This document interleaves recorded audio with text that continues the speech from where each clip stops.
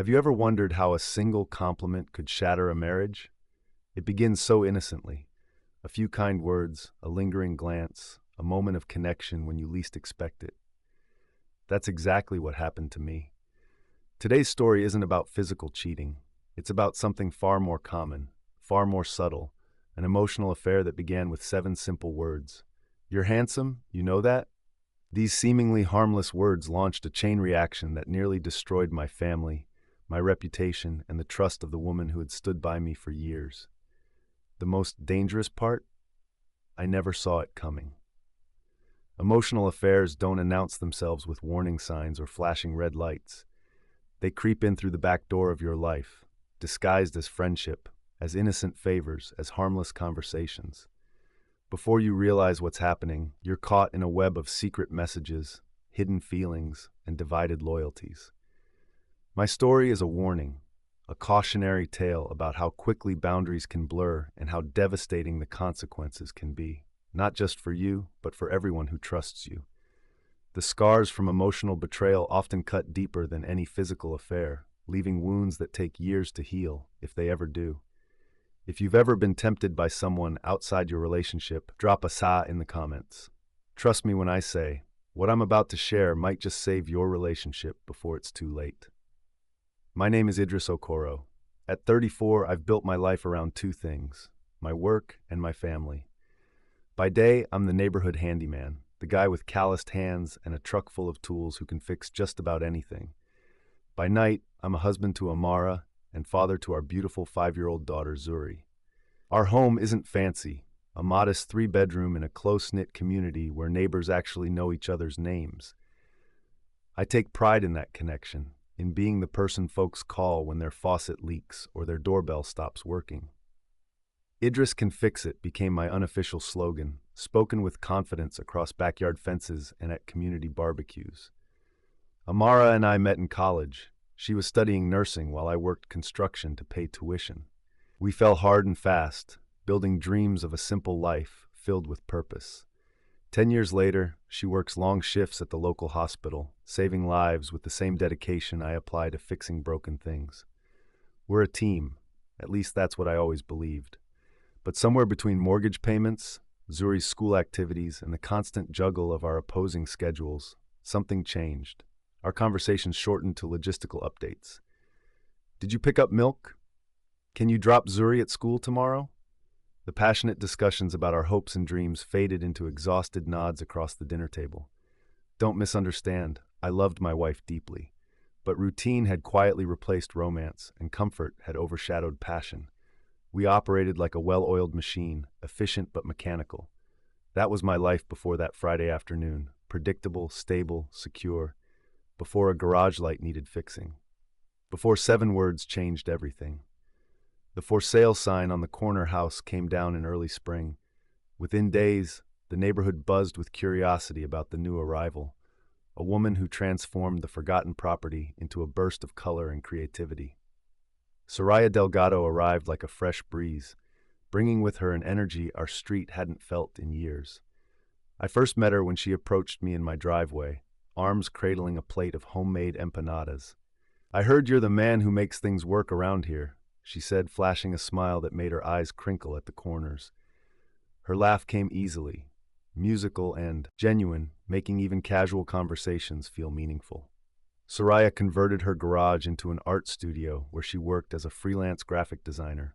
Through her open garage door, I'd glimpse canvases splashed with bold colors, half-finished projects scattered across tables, and walls plastered with inspirational images. Her creativity spilled into everything she touched. But for all her vibrancy, a shadow of melancholy followed her. Her husband, Mateo, a corporate lawyer, traveled constantly. "Another business trip," she'd mentioned casually, though the slight drop in her voice revealed more than her words. "Tokyo this week, London the next. I've stopped keeping track." Our neighborhood operates on an unspoken barter system, shared meals, borrowed tools, helping hands. So when Soraya needed assistance hanging shelves or moving furniture, it seemed natural that she'd call me. Each request came with apologetic smiles and expressions of gratitude that made refusing impossible. "I don't know what I'd do without you, Idris," she'd say, her hand briefly touching my arm. Mateo's never home long enough to help with anything. I told myself I was being neighborly. Just fixing things, that's what I do. But even then, something in her gaze lingered a moment too long, and something in me noticed. It was a Friday afternoon when my phone lit up with Soraya's text. Garage light keeps flickering. Getting creepy here. Help. I replied with a quick "on my way" and grabbed my toolbox. When I arrived, the garage door was wide open. Inside, her makeshift studio buzzed with creative chaos. Sketches pinned to corkboards, art supplies scattered across tables, the rich scent of oil paints hanging in the air. Soraya stood beneath the offending light fixture, arms crossed, looking up. "Thank goodness," she said, relief washing over her face. It started making this weird buzzing sound, then flickering. I'm useless with electrical stuff. I set up my ladder beneath the old fixture, climbing up while Soraya handed me tools. The problem was simple, a loose connection, nothing serious. As I worked, we chatted about neighborhood gossip, her latest design project, and my daughter's upcoming school play. "How's Mateo's trip going?" I asked, focusing on the wires. A pause. "The same. Conference calls, business dinners. He barely texts anymore." Something in her voice made me glance down. Soraya stood directly below me, looking up with an expression I couldn't quite read, vulnerability mixed with something else. Our eyes locked for a moment too long. "Idris," she said softly, "you're handsome, you know that?" The screwdriver nearly slipped from my hand. Heat rushed to my face as her words hung in the air between us. My heart hammered against my ribs. I'd been complimented before, but this felt different, charged with an undercurrent I wasn't prepared for. I cleared my throat, forcing a casual laugh. "Just the angle. Everyone looks good from below." I turned back to the fixture, hands suddenly clumsy. Almost done here. The remaining minutes stretched uncomfortably. I finished the repair in silence, my mind racing with confusion. Was she just being friendly? Was I reading too much into it? When I packed up my tools, our goodbye felt awkward, neither of us quite meeting the other's eyes. Driving home, her words echoed in my head. It had been months, maybe years, since anyone had looked at me that way. Since I'd felt seen not as a husband, father, or handyman, but as a man. Have you ever received a compliment that made you feel uncomfortable? Share your experience below. The garage light was just the beginning. Within a week, Soraya texted about a leaky kitchen faucet. Then came a stuck window, a wobbly ceiling fan, a door that wouldn't latch properly. Each problem seemed legitimate enough, but I couldn't ignore the pattern forming. "You're a lifesaver," she'd say, preparing coffee while I worked. Those coffee breaks grew longer with each visit. We'd sit at her kitchen island, conversations flowing beyond neighborhood talk into deeper waters, childhood memories, personal fears, unfulfilled dreams. "Mateo and I barely talk anymore," she confided one afternoon, eyes downcast. "When he's home, he's still working. When he's not, well," her vulnerability invited my own. "Amara and I pass each other like ships in the night," I admitted. "Different shifts, different worlds." I told myself these conversations were innocent, just two neighbors connecting. I was helping someone who needed a friend. Nothing wrong with that, right? The texts started coming at odd hours. A quick "thank you" evolved into "thinking of you" and "can't wait to see you again." I found myself checking my phone more frequently, making excuses to step away when Amara was home. "Who keeps texting you?" Amara asked one night, her nurse's intuition picking up on the subtle shift in my behavior. "Just work stuff," I lied, feeling the first real pang of guilt twist in my chest. The repair visits became opportunities I looked forward to, bright spots in my increasingly monotonous routine. I began suggesting improvements Soraya hadn't requested. "Your back door could use weather stripping." Or "that shelf looks unstable." Anything to extend our time together. During one visit to fix her bathroom cabinet, our hands brushed accidentally. We both froze, electricity hanging between us. For a heartbeat, I imagined leaning closer. Instead, I stepped back, mumbling something about needing a different tool. At home, I grew distant. Amara would talk about her patients, and my mind would wander to Soraya's stories. When Amara reached for me in bed, I'd pretend to be asleep, confused by my own reluctance. "Are you okay?" Amara asked one morning, concerned about etching her face. "You seem elsewhere lately." "Just tired," I said, avoiding her eyes. "Work's been busy." The mental gymnastics exhausted me. I constructed elaborate explanations. I was being neighborly. Soraya needed help. We were just friends. Nothing physical had happened. Yet each night, as I lay beside my wife, Soraya's words would replay in my mind. "You're handsome, you know that?" And each morning, I'd wake with a hollow feeling in my chest. The weight of a lie I wasn't even fully admitting to myself. I was sliding down a slope so subtle, I barely noticed the descent until I was already halfway down. The line between friendship and something more dangerous blurred on a rainy Tuesday evening.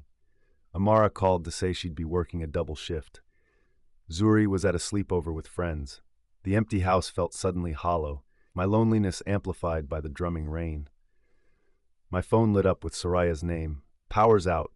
Any chance you could check my breaker box? I'm completely in the dark here." I hesitated, thumb hovering over the screen. It was 9:30 p.m. Late for a house call. Too late. Yet I found myself typing, "Be there at 10. The rain soaked through my jacket as I hurried to her door. She greeted me in candlelight, hair loose around her shoulders, wearing a casual, oversized sweater. "My hero," she said, leading me inside. The breaker was an easy fix, but afterward she poured 2 glasses of wine. No rush to get back to an empty house, right? 1 glass became 2. Our conversation deepened with each sip, moving from casual to confessional. She moved closer on the couch, her knee touching mine. "I feel more myself with you than with anyone," she whispered, eyes reflecting candlelight. "Does that sound crazy?" "No," I admitted. "I feel it too." That night, we didn't cross physical boundaries, but emotional lines shattered completely. I drove home at midnight, rain still falling, feeling both exhilarated and ashamed. Our text messages changed after that night. "Thinking of you this morning. Coffee tastes lonely without your stories." Me. "Same here. Highlight of my day is talking to you." "Mateo's leaving for Shanghai tomorrow. 2 weeks alone. Need any help around the house while he's gone? Just you. Your company. Nothing else." At home, I became a ghost. Physically present, yet emotionally absent. Amara would speak, and I'd nod, my thoughts elsewhere.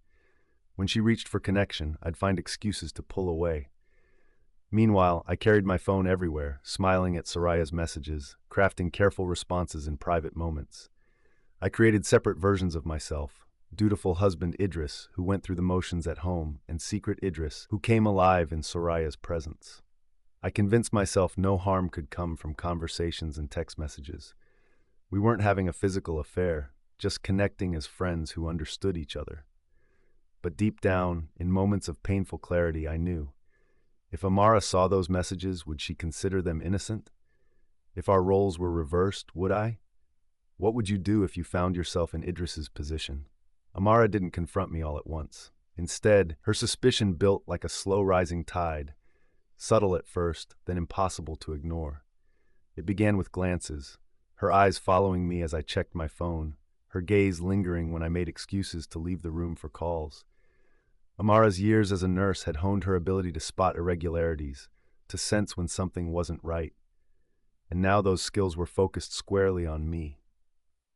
"You've been smiling at your phone a lot lately," she observed one evening, her tone casual, but her eyes sharp. "Good news at work?" "Just a client happy with a repair," I lied, feeling my neck flush. The next week, she noticed I'd started keeping my phone face down. "That's new," she commented.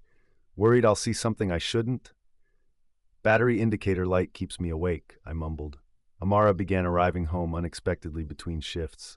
"Thought I'd surprise you," she'd say, watching my reaction carefully. Once, she called the house phone when my cell went straight to voicemail during a visit to Soraya's. The panic in my voice when I finally called back was impossible to hide. Our conversations grew shorter, punctuated by long silences. The warmth that once filled our home cooled to a polite distance. Amara stopped reaching for my hand across the dinner table. I stopped sharing stories about my day.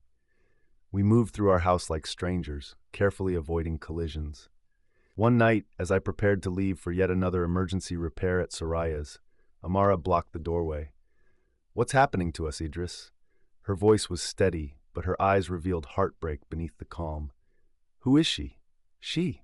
What are you talking about?" My denial sounded hollow even to my own ears. Amara just shook her head, stepping aside. I deserve better than lies. As I drove away, her words echoed in my head. She did deserve better. So why couldn't I stop? The moment everything fell apart happened on an ordinary Thursday. I left my phone on the kitchen counter while showering, a careless mistake. When I emerged, wrapped in a towel, Amara stood in the doorway, my unlocked phone in her trembling hand. "Who is she?" Her voice was eerily calm. "What are you talking about?"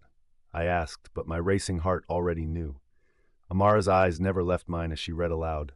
"Last night was perfect. Just sitting with you, talking until midnight. I've never connected with anyone like this before." She paused, took a breath. "Mateo doesn't see me the way you do." She scrolled further. "Sometimes I imagine a different life, one where we met first." Another pause. "Me too," she read my response, her voice breaking. The bathroom felt suddenly small, airless. "It's not what you think. Don't." Amara cut me off. "Don't you dare say nothing happened. This," she held up the phone, "this is happening." "We never," I started. "Touched?" Her laugh was hollow. "You think that matters? You've given her parts of yourself you stopped sharing with me months ago. Your thoughts, your feelings, your time." She placed the phone on the counter with deliberate care. "While I've been working double shifts to help support our family, you've been building a fantasy with our neighbor." The raw pain in her eyes hit me like a physical blow. This wasn't anger. It was pure, unfiltered betrayal. At that moment, I finally saw what I'd done. Not just to Amara, but to us. To everything we'd built over a decade. "I'm sorry," I whispered, the words pathetically inadequate. "Sorry you did it, or sorry you got caught?" Amara asked, tears finally spilling. "Because there's a difference, Idris."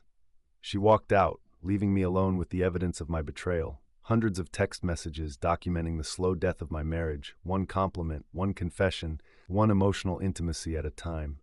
Has betrayal ever touched your life? Comment trust if you believe it's the foundation of any relationship. The next few weeks shattered my world completely. Amara moved into our guest bedroom, her eyes red-rimmed each morning.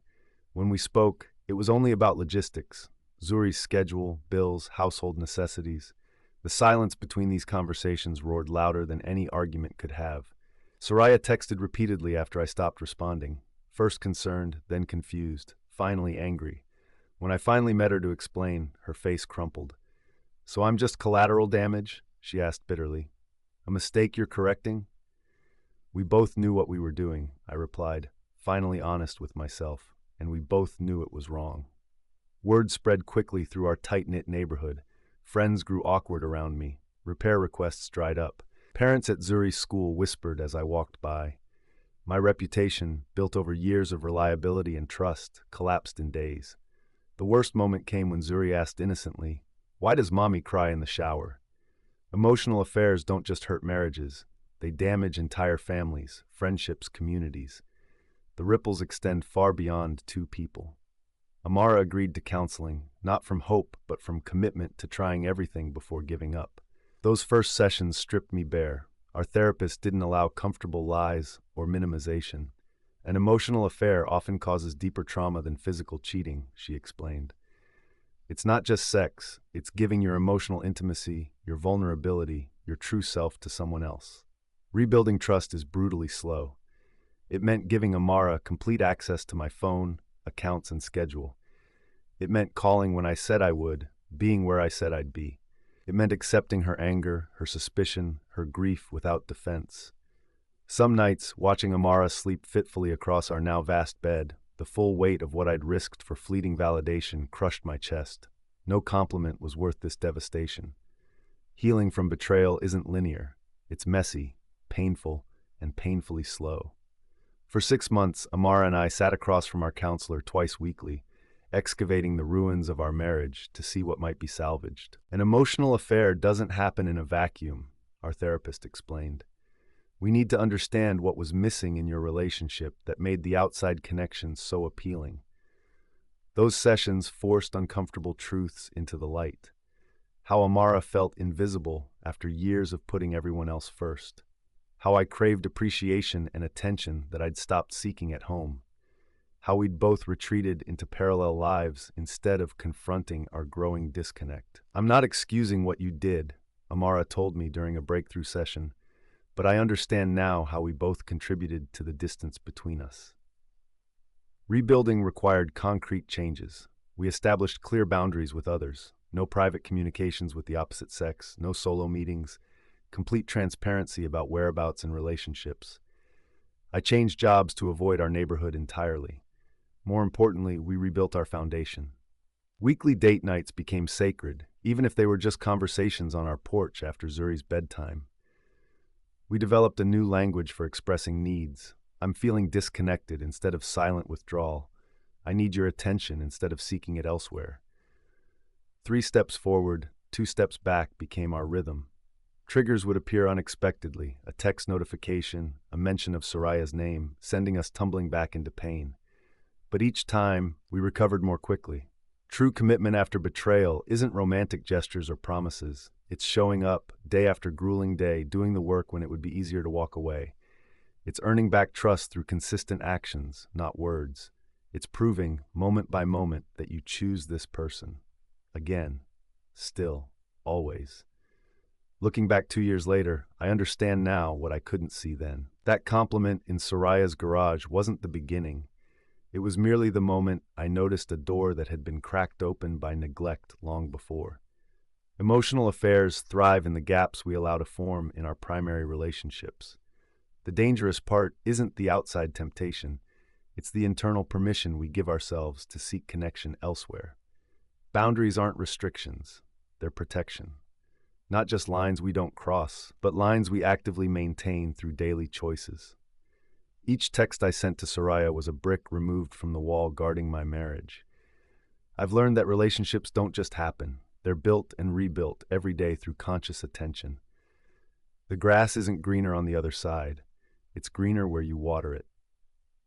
Today, Amara and I have a stronger marriage than before, not despite our crisis, but because of what it taught us. We no longer take each other for granted.